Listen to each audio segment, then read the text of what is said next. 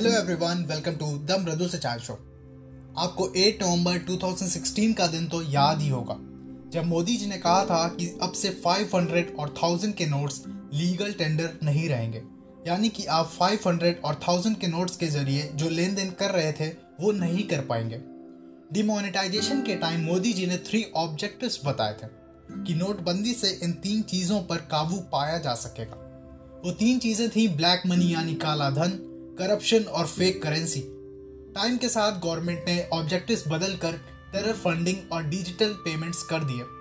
अब डिमोनेटाइजेशन के 5 साल हो गए, तो आज हम देखेंगे क्या सच में डिमोनेटाइजेशन से कुछ इम्प्रूवमेंट हुई है या सरकारी कामों की तरह बस कागजों में ये चीजें इम्प्रूव हुई हैं। सबसे पहले काले धन की बात कर लेते हैं। 2016 में आरबीआई के अकॉर्डिंग लगभग 15.44 लाख करोड़ की करेंसी थी जो कि सर्कुलेट हो रही थी।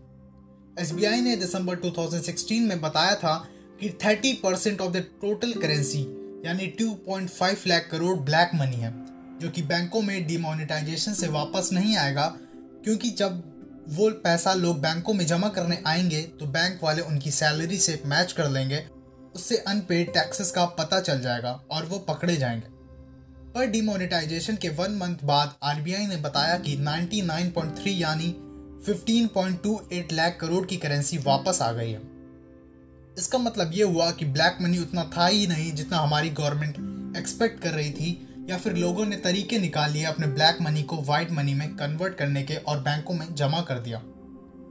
15.44 लाख करोड़ में से 15.28 लाख करोड़ वापस बैंकों में जमा हुआ, तो बचे हुए 16,000 करोड़ को लोग ब्लैक मनी मानते हैं। पर ऐसा नहीं है, क्योंकि इंडियन गवर्नमेंट का काफी पैसा नेपाल और भूटान में है जो कि वापस नहीं आया।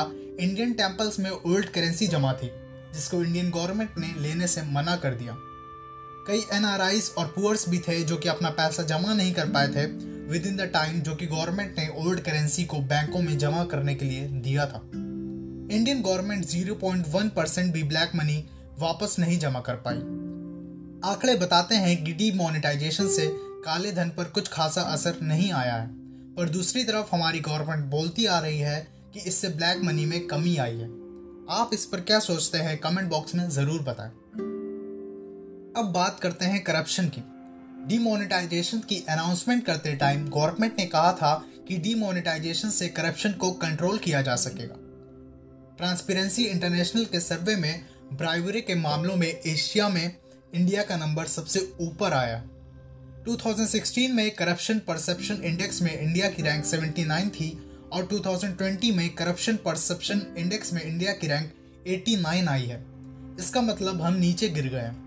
अब आप इस रिपोर्ट से समझ तो गए ही होंगे कि डिमोनेटाइजेशन से करप्शन पर किस लेवल की रोक लग पाई है।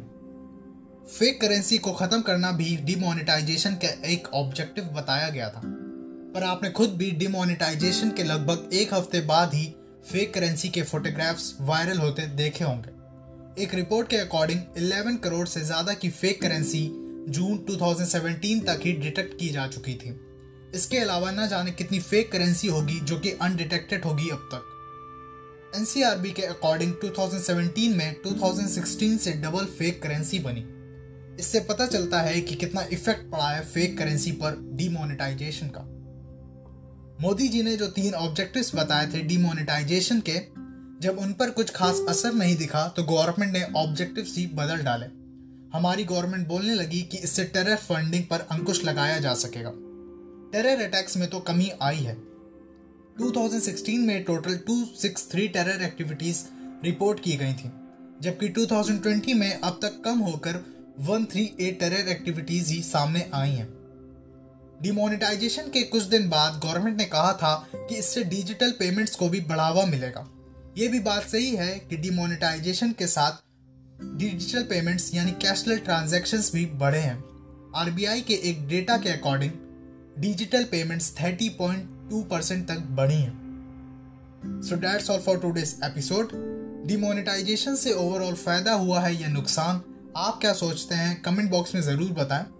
ऐसे ही और एपिसोड्स के लिए फॉलो और सब्सक्राइब करें। See you in the next episode. Till then take care, stay safe.